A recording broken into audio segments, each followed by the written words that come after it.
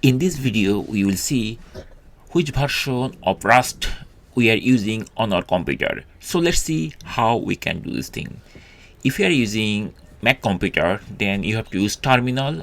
Otherwise, for Windows, you have to use the command prompt. So as I'm using the Mac version, so I'm going to use terminal. So I'm going to open terminal from here. And once the terminal window is open, then we just need to type on command. If you are using Windows command prompt, then you have to use the same command. So the command is rust then c space hyphen or dash then version, and then we have to hit return key or enter key of our keyboard.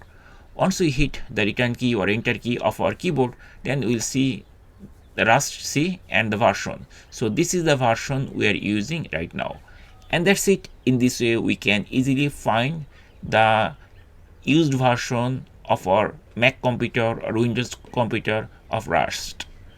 And if you want to see the cargo version, we can also type the same command cargo space dash dash version, and then hit enter or return key of our keyboard, and you will see the version of cargo 2.